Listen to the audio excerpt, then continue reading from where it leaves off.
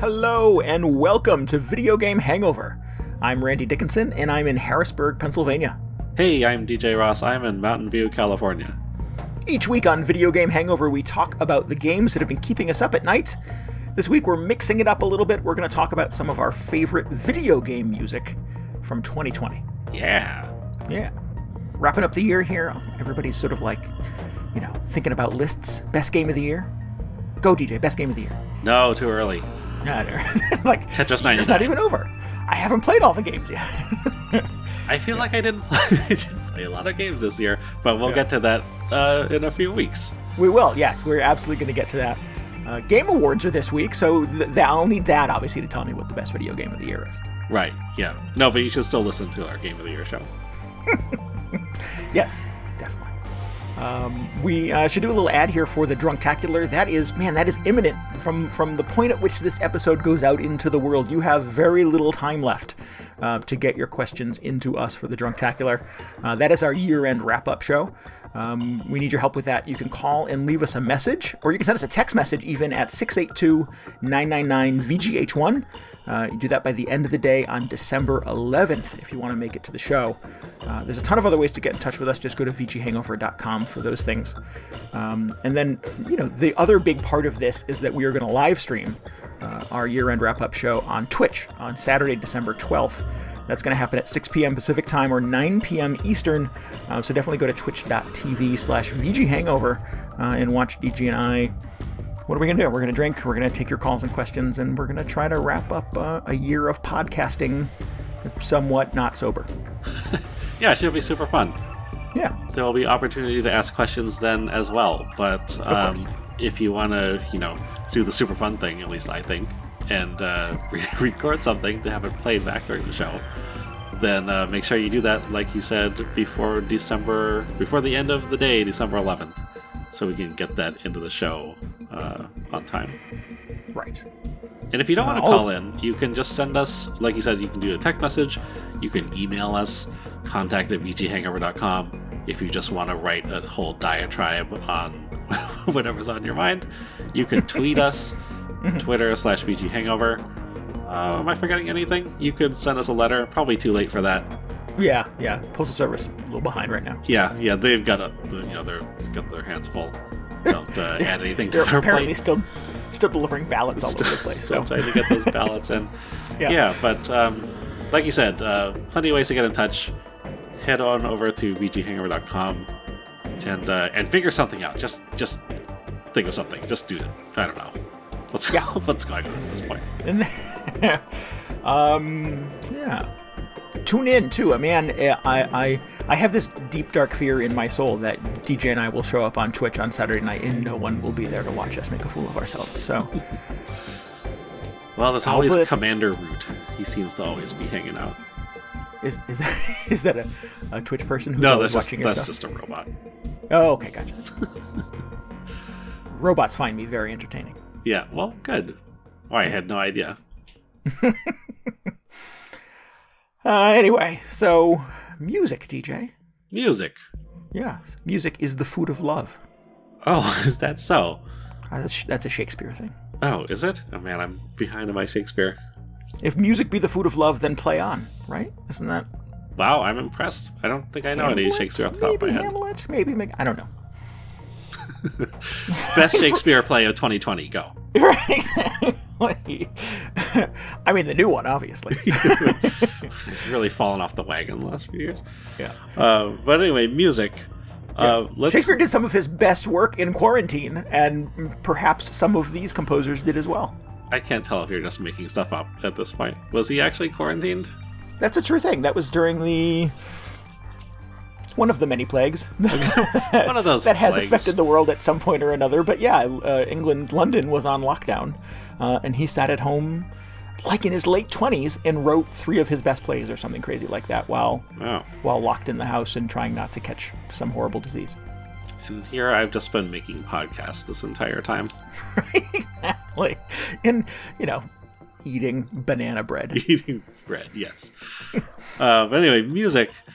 On the way in, we heard the main theme, actually, from 13 Sentinels, one of my favorites from this year. One of my favorite games, and also just a very standout soundtrack, I think. It's actually kind of responsible for getting me to play the game in the first place, because the soundtrack was put together by Bass Escape, which is a game music kind of like production studio headed by one of my favorite game music composers, Hitoshi Sakamoto, who has worked on like Final Fantasy Tactics, Vagrant Story, Valkyria Chronicles, to name a few. Oh wow! But I think it's very cool because he has this whole studio now of composers who kind of work in an eerily similar style to his own. I think it's interesting. Must be an experience to head a studio like that. But they've done a terrific job with the 13 Sentinel soundtrack. It's kind of weird though, because typically I expect kind of this like very rich like orchestral sound from a lot of their soundtracks. Like you played Dragon's Crown, right? Some of it, yeah. I certainly didn't finish it, but yeah, I am familiar with that game. Yeah, so they did that one as well. So you kind of like, I feel like that's more of their typical style. But so that's kind of what I was expecting when I booted up 13 Sentinels. But what you get instead is this very weird main theme, which kind of starts out with like this weird like kind of like splat sound. I don't know what that is. Definitely not what I was expecting, but then it leads right away into the vocal section. Also very unusual, but very cool. So just right off the bat, kind of defying expectations. But the next songs that I'm going to play are also from 13 Sentinels. They're a little more typical of the studio style. The first one comes from kind of early on in the game. It's from one of the story segments. And I like it because it's a bit of like, sounds like the quintessential after school song where, at that point in the game, everything is a little bit lighter. They haven't fully realized just the gravity of the situation while the aliens attacking the city. So it's kind of light and breezy. And then after that, there will be, we'll listen to one of the battle themes. And it's kind of interesting what they've done with the battle themes on the soundtrack, because in the game, during each of the battle sequences, the music or the soundtrack kind of ramps up as the battle progresses. So it starts out kind of light, but then as more and more enemies spill onto the field, it gets more and more like bombastic and a little more fast-paced. So essentially, during each battle sequence, you have maybe like 4 or 5 different versions of kind of the same themes happening. But what they've done with the soundtrack album is they've combined them all into a single track, so it's almost like this, I don't know, like a suite of all these battle themes coming together. Yeah. And then they wrap it up with a little victory fanfare, which is unique to each map, which I think is very cool. So you kind of get this progression instead of having like 4 separate tracks going on. But anyway, so we're going to listen to the After School theme, and then kind of a battle theme mix from the 13 Sentinels soundtrack.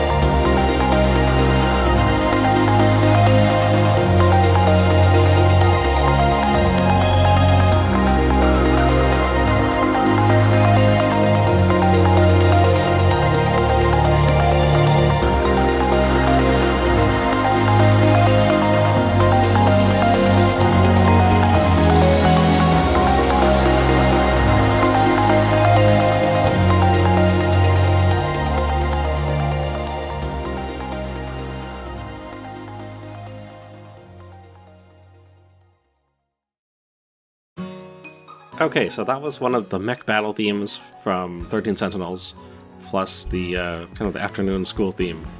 And I love this about it. This is the track name for the school theme is Good Times. Good Times. Good times. I like that sort of combination of. I'll confess that I find some like symphonic, like orchestral scores to be a little dreary, a little sleepy. I don't really. It's not sort of the type of music I gravitate towards, but you get some composers that sort of mix that more traditional, big, sweeping kind of epic soundtrack with some more little kind of electronic kind of flourishes, and then I'm in. That works for me. Yeah, that's something I've always really like. That's kind of Sakamoto's style. So that's something I really enjoyed about a lot of his music. Well, it does have the more typical orchestral like instrumentation, I guess. It's just much more energetic, I think, than a lot of similar soundtracks that you would hear. Yeah, and I think that comes from good editing, good production, and not being afraid of putting a little drum machine, a little keyboard every now and then. Yeah. He started out doing a lot of work on the Super Nintendo and then PlayStation 1, where I guess the instruments, like the virtual instruments he was using, necessarily had kind of like a very synthetic sound to it, just because that's like the quality that they could put out on that hardware. Right. But what I thought was interesting is like even when he got onto the like PS2 and a little bit into the PS3 generation, his work kind of kept some of that synth character, which I thought was very interesting. I don't know if it was like an intentional choice because that was just his preference, or it was still like a hardware limitation, but I thought it was very cool. It kind of kept everything sounding very characteristic. Definitely. Cool. All right, well, one of my picks is from the soundtrack to Ministry of Broadcast. This was a game that came out very early 2020 about a gentleman, a character, trapped in kind of a military prison and forced to participate in a game show for the ability to see his family. A pretty dark setup, obviously, and for a game that is occasionally quite dark, where death is sometimes right around the corner, there is a kind of a cynicism to everything. Everything is sort of done with kind of a winky, snarky menace to it. And I think the soundtrack goes a long way towards sort of like carrying that theme. It's all over the place because it's also sort of the soundtrack to this TV show. And it's the soundtrack in a lot of ways to this character's sort of disposition. At one point in the game, he sort of imagines himself to be a James Bond secret agent kind of character. And the music, appropriately sounds very sort of like secret agenty. So yeah, there's kind of a lot going on in the soundtrack, and there's a lot going on in the game too, honestly, but I think the music's really good. So this track is called Good Broadcast, and it is from Benjamin McCulloch is the composer here, and it's from the soundtrack to Ministry of Broadcast.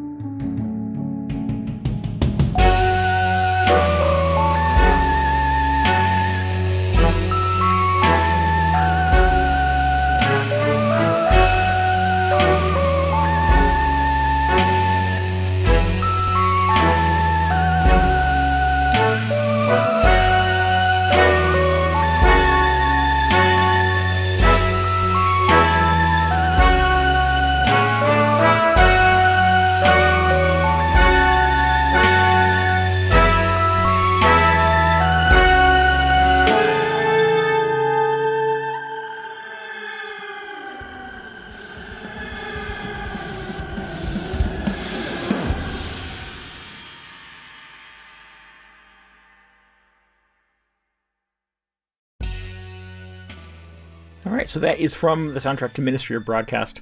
I really like that music. I think the game is good. The soundtrack is really, really good. And shortly after playing the game, I immediately grabbed the soundtrack and have listened to it quite a bit. It's yeah, the cover art says 21 regime approved tracks. Oh no! And yeah, it's the Benjamin McCauley. Just reading his bio, has done a lot of work primarily on sound design for TV and movies. Contributed to the soundtrack to the movie The Martian. So it doesn't have a lot of video games in his history, but again, his bio says that he's very sort of influenced by cinema and particularly name checks. Cliff Martinez, who did the soundtrack to Drive and Neon Demon, and Martin Stig Anderson, who did the soundtrack to the video game Control, who also did Limbo and Inside. So there's a lot of like dark menace in those influences, and I think a lot of that sort of comes through on the soundtrack as well. Yeah, it seemed very appropriately dystopian. Yeah, it does kind of have a sparse, kind of emptiness to it. And he says the soundtrack to the game show. Does that mean it's like characters in the game would potentially be hearing this, or is it more of a backdrop? I don't know if it's ever acknowledged that the characters can hear it. That's an interesting observation, but I don't remember that being in the game. But there are segments of the game where you're never quite sure if, and there's cameras everywhere, and people are always sort of saying, oh, good, have a good broadcast today. So you're never quite sure what is TV and what is game in a lot of ways. So again, there's a lot of things going on in Ministry of Broadcast that I really sort of appreciate. And but yeah, I don't know that the characters are ever aware of the soundtrack. Except for the aforementioned sort of James Bond secret agent part where, I mean, really this character is sort of running around with a finger pistol, and in his mind he's kind of shooting at guards and hiding behind cover and stuff, and the music kind of plays that, and he does wake up in the morning with a sort of a memory of, was I James Bond last night? So, yeah, very cool game, and the soundtrack's excellent as well. Cool. All right, what do we got next? Next, man, shifting tonal gears a little bit is Paper Mario and the Origami King. This good game. It will certainly pop up on my best of list in a couple of weeks, but I adore the soundtrack to this. The composer here is Yoshito Sekagawa, and he has contributed to Paper Mario games in the past. I think the Thousand Year Door was all of his work. Oh, wow. That is much beloved. Yeah. So he is a bit of a Paper Mario vet. But music plays a huge part in the Origami King. There are full-on like dance productions that happen in the course of this game that are just a blast. And it's, every character in a scene takes to the dance floor and breaks out in spontaneous song and dance, including Mario himself. And yeah, the soundtrack covers a lot of bases, a lot of different influences. You travel quite extensively in the Origami King, and everywhere you travel to has its own sort of soundtrack. And yeah, so that's, again, one of those soundtracks just very varied, and I think shows a lot of talent on behalf of the composer in being able to sort of create themes for each of these really unique situations. And in addition to create kind of big, bombastic music tracks for these huge dance numbers. So we're going to listen to chunks from a few different tracks. One is just the title screen as you're sitting there waiting to load into the game, which I adore. Kind of sets the tone for what you're getting into. The next one is called Sniff City, and it is a bit of a take on a desert casino town, so think Las Vegas, but it has kind of an exotic, kind of Eastern vibe to it. So that will be the second half of this little montage here. And then the third is called Thrills at Night. And in the game, you're trying to lure one of the villains out of his lair so that you can clobber him, obviously, because you're Mario. And he refuses to come out until you get more people on the dance floor. He doesn't want to be the only one dancing. So you are, rounding up a bunch of toads from this nightclub, trying to get them all to dance. And the DJ, who is also a toad, of course, spins this track that gets everybody dancing. And this is one of the big, huge, kind of crazy dance numbers that happens late in the game. And it ends with you, Mario, taking on the big bad villain. So yeah, this should be a lot of fun. I'll fire it up.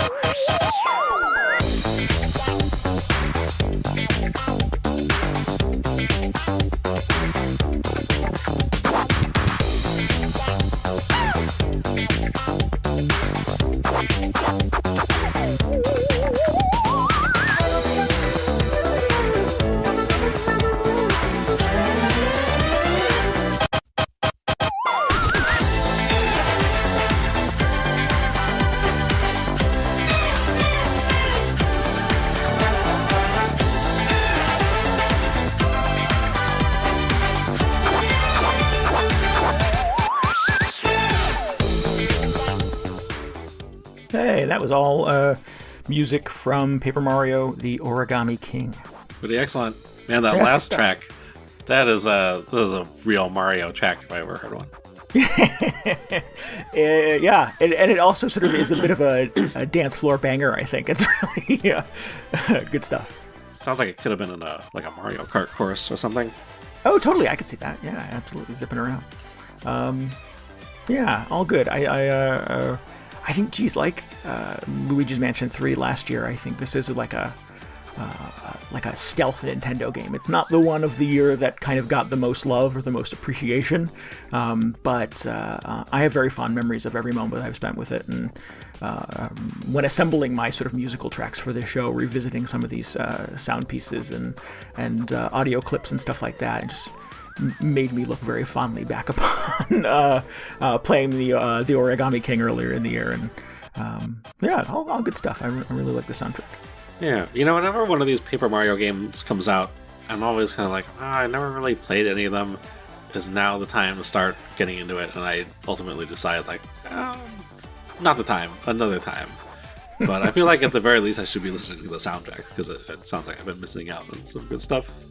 Yeah, that's a good way in, absolutely. And I know that you had a lot of love for Super Mario RPG this year. That's true. And sort of the combat in that, and the sense of humor in that.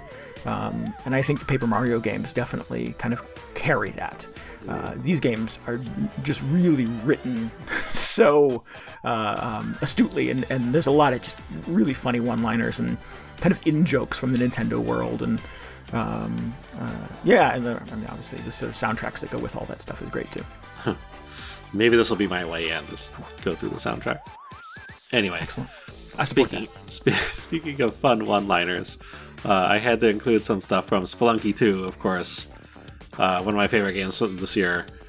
Although, when it came down to it, I had a kind of a weird time picking out which songs to include off the soundtrack, because even after listening to it, I realized that I just don't know what about half of the tracks are, because I think a lot of them come from secret areas in the game, or just areas that I haven't encountered yet.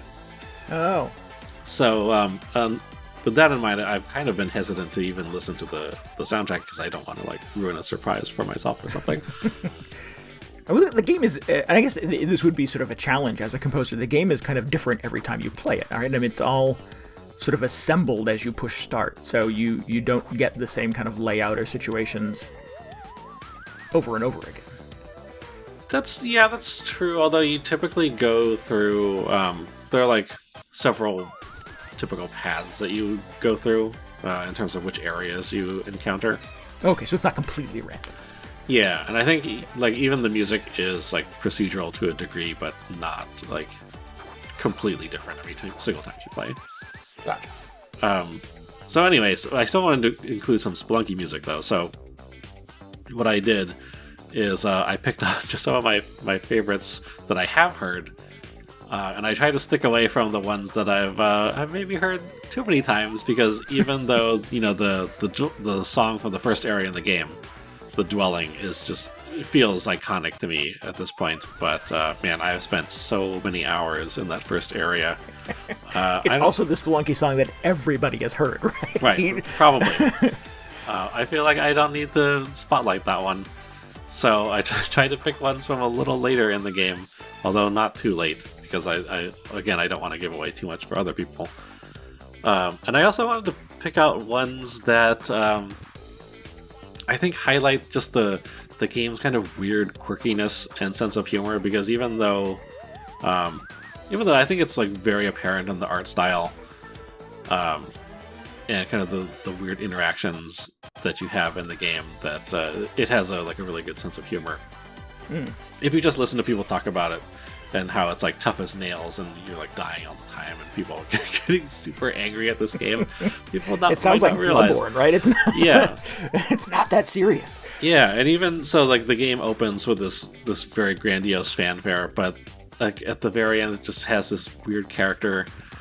It just sounds a little bit silly, so it's very exciting, but also just weird at the same time. So I hope that comes through in these songs. So we're gonna hear one of the shop themes, And then I'm not even going to say where the other songs come from because they're all kind of areas kind of in the middle of the game.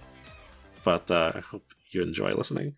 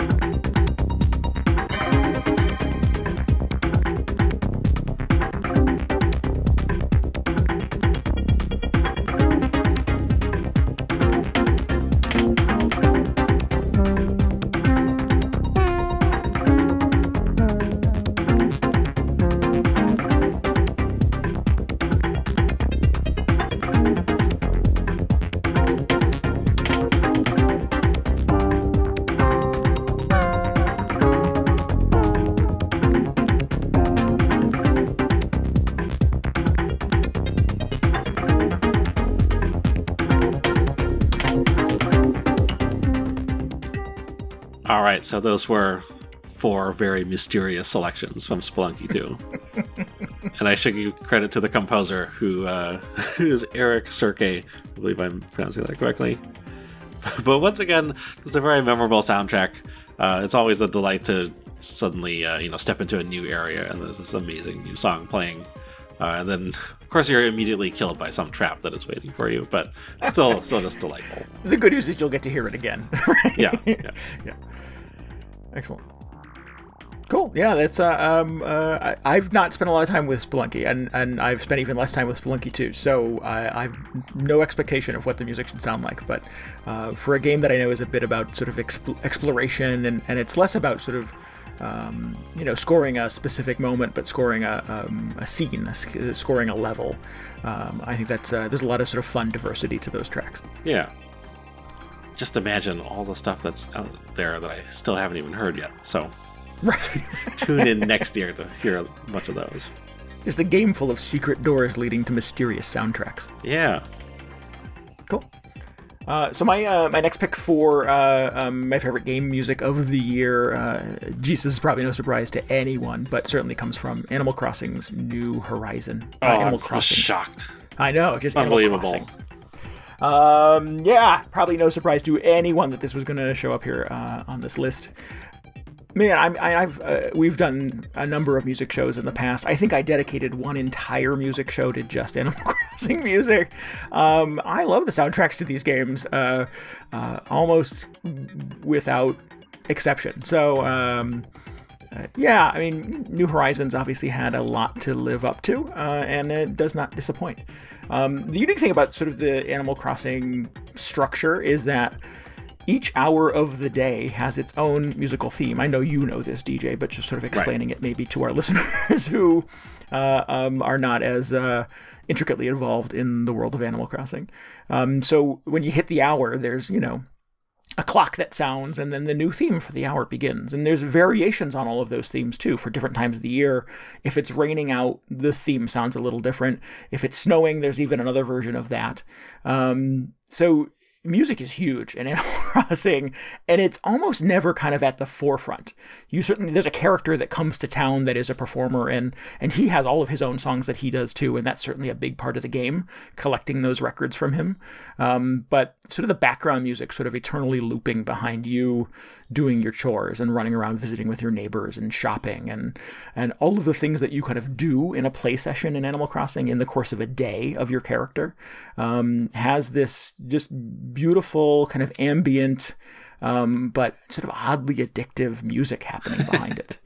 And historically, 5 p.m. in an Animal Crossing game has just almost without fail been the best song in has it? If you go back through them, and this seems to be an acknowledged thing as I sort of comb through the history of these soundtracks and reading the YouTube comments for all of the 5 p.m. tracks for past Animal Crossing games, everybody's like, man, how does Nintendo make 5 o'clock the best song in every Animal Crossing game? It's not something that's ever sort of been noticeable to me, but as I go back and listen to them, I'm like, you're right, 5 o'clock's a pretty good theme. I don't know if I ever noticed that either. I think it's because, as you were saying, like, they do such a good job of having like tracks that manage to blend into the background so they're not just like drilling into your head the whole time you're playing. Right. 5 p.m. Definitely stands out this time just because it's so weird in this version. I'll have to go back and listen to the past games though, because I don't remember. It's worth it. Spend a little time on YouTube going past previous Animal Crossing games and listen to 5 p.m. on all of them, and you will find that, oh yeah, that's a really good one. So yeah, we're gonna play some 5 p.m. of course, but before that, I want to play the live version of the main theme from Animal Crossing: New Horizons. This popped up shortly after the game came out in March, and it is the composer Kazumi Totaka. Does that sound right? I think so. performing with the other contributors to the soundtrack remotely. This was recorded during quarantine with all of them sort of playing their musical instruments and contributing from home. Nintendo pieced it together and released it on the internet, and I adore it. So that's kind of the opening theme performed live in quarantine by the composers and contributors to the soundtrack. Then I want to play the 10 a.m. theme. The music, kind of starts like a bit of a daybreak, kind of a, we're starting, maybe just sort of rolling out of bed and exploring your town and not grabbing a coffee because there's no freaking coffee shop in New Horizons, but, whatever people do in the morning. And then we're going to wrap up by playing a chunk of the promised 5 p.m. theme. Excellent.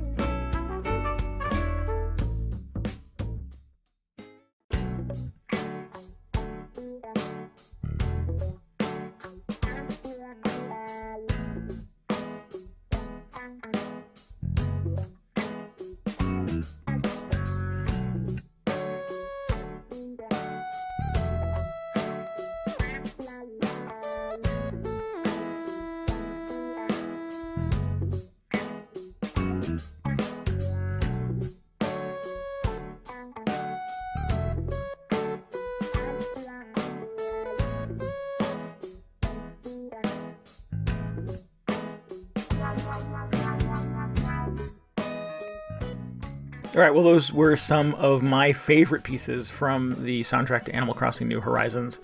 Yeah, I don't know. Again, it's one of those things that's all of those music tracks just sort of are in my brain at all hours of the day. And yeah, obviously it comes from sort of spending a lot of time with the game, but I find myself kind of doing dishes and cooking dinner, and I hear wah wah wah wah wah wah, and it. There's just something kind of funky about that 5 p.m. theme, man, that gets in my brain. I don't know what's going on with that one. It's like, I don't know. It feels like there's something else going on. There is kind of a...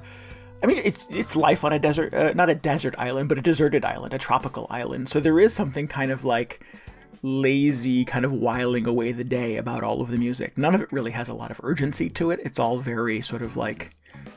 kind of sunny and kind of, swinging the day away in a, what are those? One of those things that you tie up between two trees. Oh, a hammock? A hammock, that's the word. Yeah.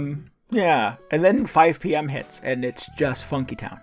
Yeah. It's like, I guess that's what it is. It's just like, everybody's so just like mild-mannered and going about their business, and then like, oh, 5 o'clock, time for whatever this thing is. I guess this is just what everybody goes to the, I don't know what that would even be, like the disco or something.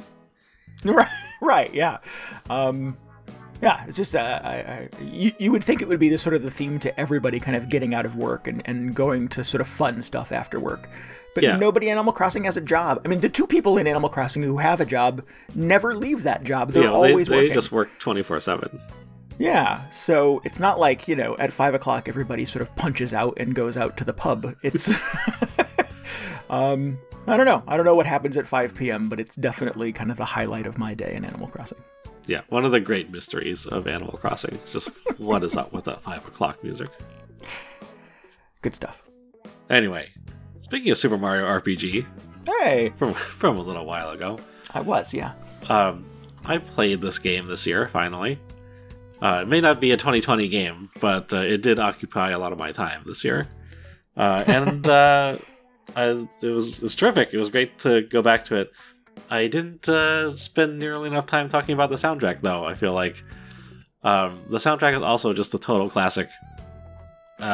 Maybe almost worth checking out the game just to hear the soundtrack. I think it's pretty good.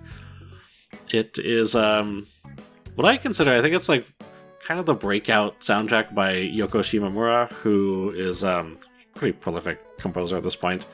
She also did the Street Fighter II soundtrack, which I think in a weird way was not really like known that she was the composer behind it for a long time.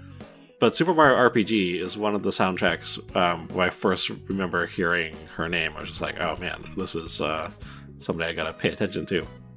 And sure enough, she went on to compose like Parasite Eve, and then probably most famously Kingdom Hearts, that whole series, and then Final Fantasy 15, which was kind of a a nice accomplishment after having such a long career.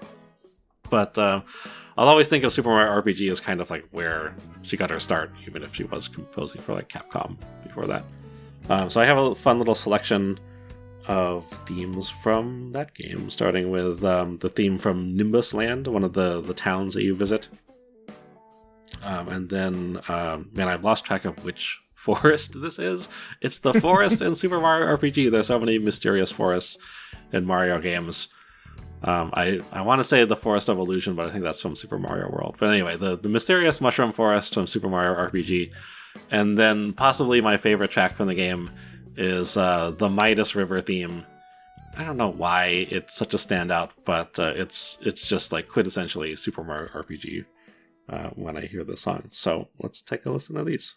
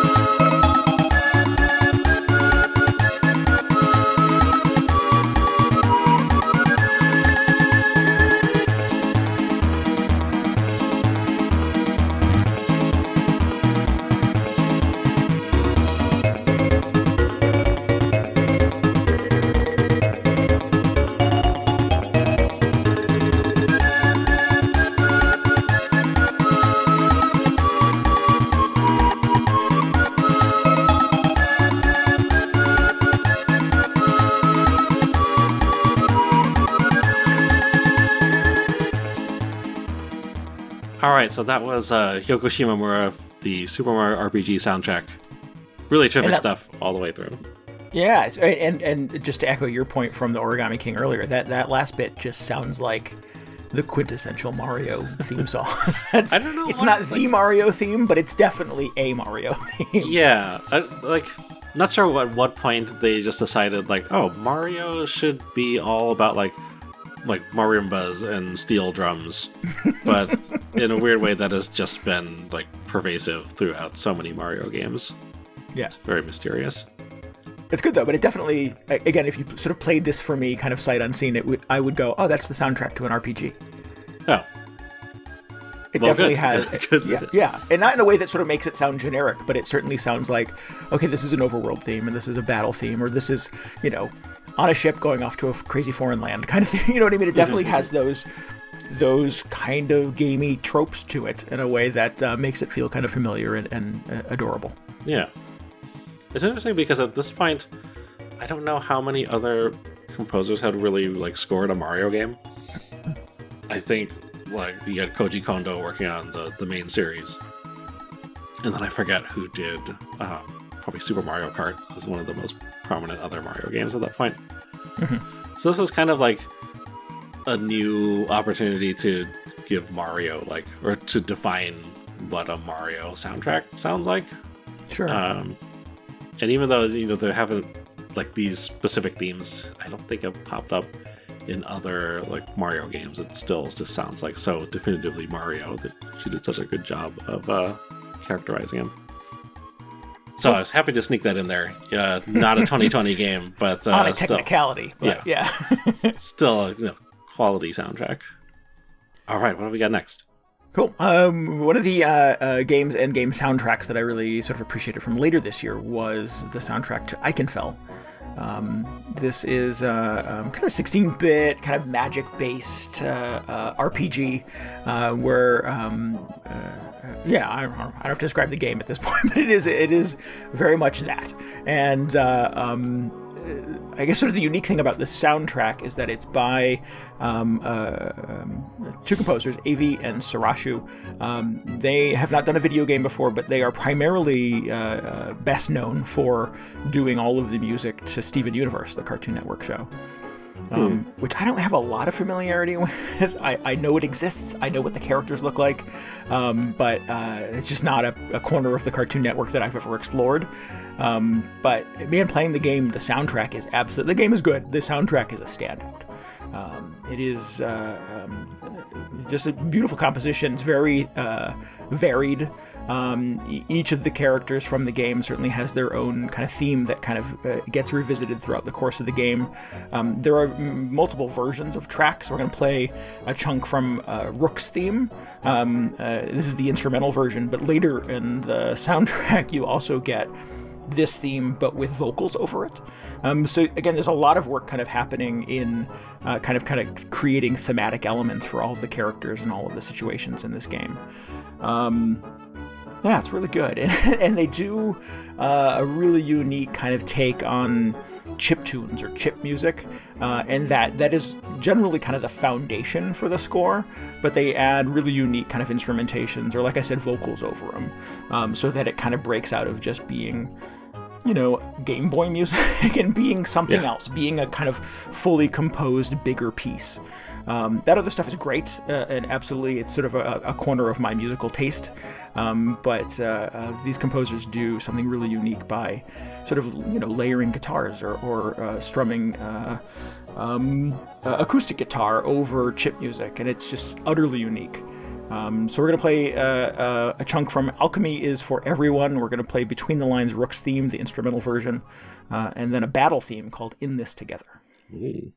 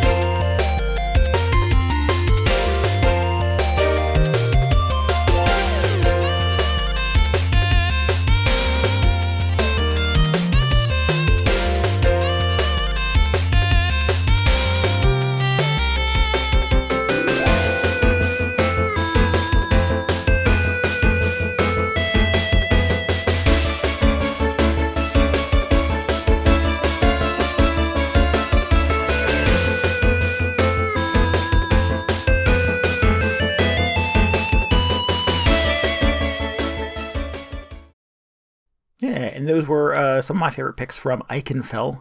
And the composers there, again, are Avi and Sarashu. Nice. Yeah. The battle theme really opens up. It starts out sounding like, first of all, just so different from the first two tracks. With the very kind of harsh chip sound, but then they add in all those other instruments and it gets so much more complex. Really interesting. Yeah, it is definitely a sort of it's a game too of layers, but it's a soundtrack very much that's very layered and has a lot of kind of surprising things going on. That first one with the violin, once that kicks in, I was like, oh wow, there's a violin in here. And it's just the music really just stands beautifully on its own and goes in a lot of really unexpected places. Cool. Yeah, that sounds really good. This game is on my list to check out, so I'll look forward to hearing the soundtrack as well. Cool. Yeah, it's a very good game. I don't mean to overshadow that, but man, the music is so good. Oh, sometime we should do a show about terrible games, but really amazing soundtracks. Just skip the game. Listen to the sound. Yeah. Yes. Yeah. I don't know if I have.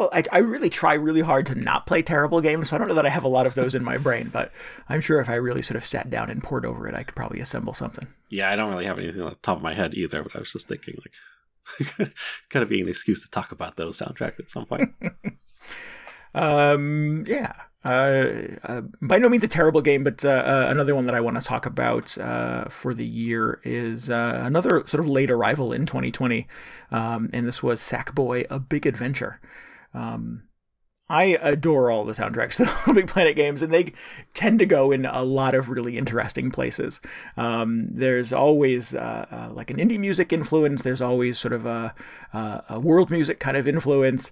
The music just goes everywhere in these games, and A Big Adventure obviously is a big adventure. You are traveling all over this crazy world.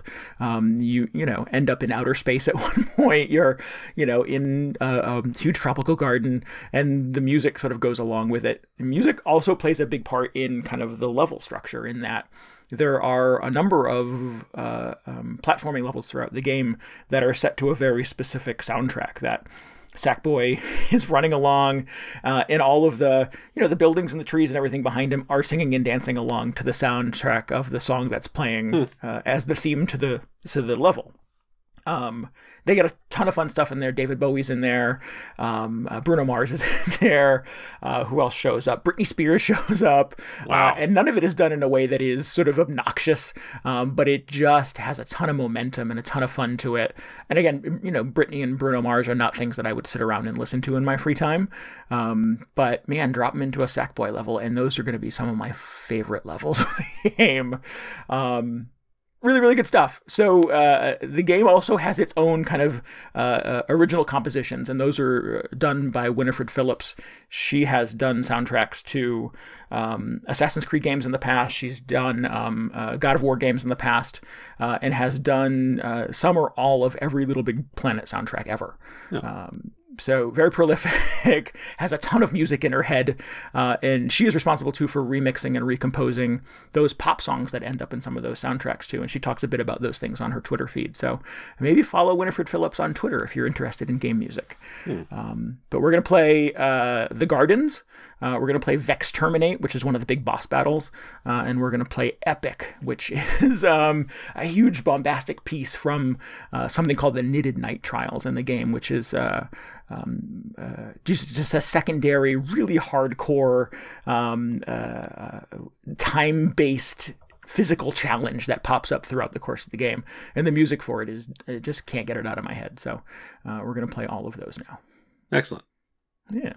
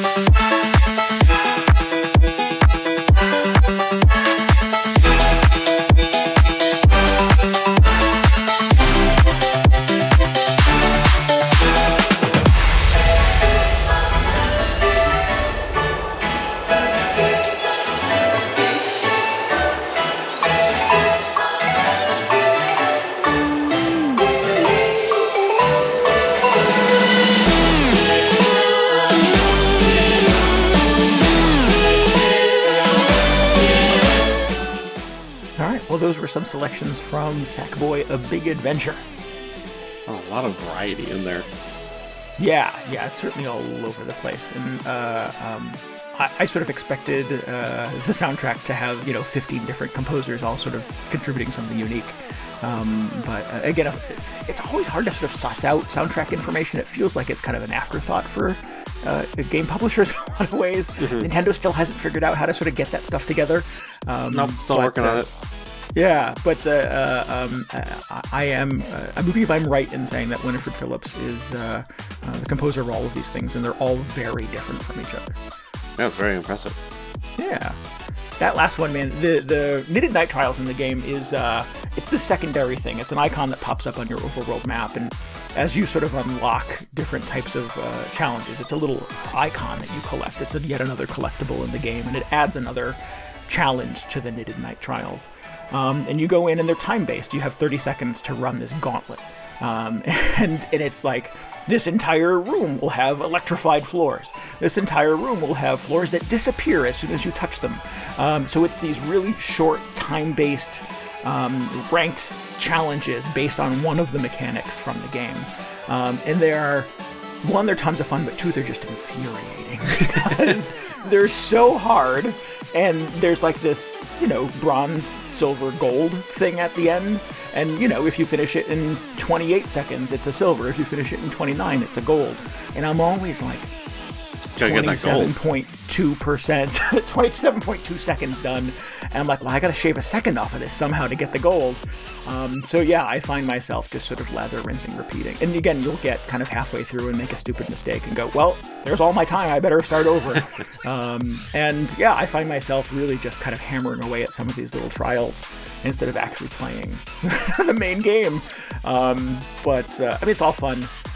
But yeah, those Midnight Trials are just devilish, and the soundtrack is just thumping, pumping in your head, yeah, it's good stuff.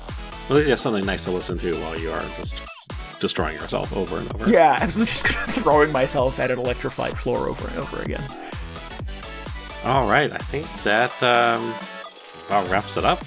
That is, yeah. Man, we are all over the place with this music show. We like a lot of things. Yeah. We're going to have a nice little Bugsnax cameo over the outro as we end the show here. It's not the main Bugsnax theme. Everybody knows what that sounds like. I mean, that's also good. But yeah, I wanted to call attention to actually the music while you're playing Bugsnax is also very good. It's done by, I believe, the same composer who worked on Octodad for Young Horses, Seth Parker. Oh, but I was immediately struck by like the title screen theme is like I kind of wasn't sure what to expect from the soundtrack of this game, especially after hearing that the main theme played over and over again. but the title screen is... Not to cut you off, but that was a weird choice to sort of release that like 6 months ahead of the game, and it being really the only thing any of us knew about Bugsnax for a long time was that main theme song, and I was like, this is going to be either the weirdest or the best, or maybe both game ever. Yeah. So yeah, it just sets a very strange expectation. It did, and to the point where I was just like, so is this just gonna, like, how often are we gonna hear this song during the game itself? And so far the answer has been not really at all, but I've been very pleasantly surprised by the soundtrack. It starts with this very kind of nice, almost ambient electronic song on the title screen, and then everything past that is just very like bubbly and positive as you're exploring the island. So I'm going to drop in kind of the extended title screen theme as we conclude the show. Excellent. Love it. All right, so, I mean, as we mentioned at the beginning of the show, we are just days away from our year-end Drunktacular. We need your help with that. We need your calls and questions and emails and stuff like that. And we also need you to tune in on Twitch on a Saturday night to watch us and to drink along with us and maybe have a little bit of a year-end Christmas party for a crazy, unpredictable year. So definitely go to VGHangover.com for details on that. The clock is ticking. We need your help. Yeah. It's the last minute. It's time to send those questions in. Yep. If you need any more video game hangover in your brain, you can always follow us on Twitter at twitter.com/VGHangover. And you can always get show notes and links and tell us what you thought about this very episode at VGHangover.com. We would encourage you as well to listen, to join in at our Discord. You can get a link to that at VGHangover.com as well. Yeah, we've got a little video game music channel in there. If you have any favorite songs from the year, go ahead and drop them in there so everybody can take a listen. That would be fun. Absolutely, yeah, that's good. That's one of the little sub forums on our Discord that doesn't, like, there isn't like perpetual conversation in there. It's not like people are talking 24 hours a day in the music one, but when the little music room lights up and I get a notification that there's a new post that somebody shared a new piece of favorite music, I'm like, oh, I gotta listen to this right away. So yeah, it's a lot of fun. So definitely, if you like to share video game music with people who are into such things, definitely join our Discord. Yeah. And then last but not least, subscribe, rate, and review us on iTunes, Spotify, Google Podcasts, and anywhere else you can get podcasts. And, do us a favor. Tell your friends about the show. Yeah. Tell your friends to, I don't know, tell your friends about your favorite game music from this year. That doesn't make any sense. Ask your friends what their favorite game music was. And then tell them to listen to the show. I don't know what I'm talking about anymore. If you want to listen to the full versions of all the songs that you heard this week, head on over to our YouTube channel. Is it YouTube/VGHangover? I hope so. I believe so. Yep. You could get the full list of a full playlist of all the songs you just heard, plus maybe some extras, maybe some that we didn't have time to squeeze in. But if you're interested and you want just an uninterrupted hour and a half or however long it is of music, head on over there. Without us in between jawing away about these songs. Yeah, you can do that. Right. And if it's too difficult to remember that link, we'll have a link directly to it on VGHangover.com on the show post. Absolutely. All right, well, we'll be back next week with our year-end Drunktacular. Until then, this is Randy Dickinson. This is DJ Ross. Thanks so much for listening to Video Game Hangover. Bye. Good night. See ya.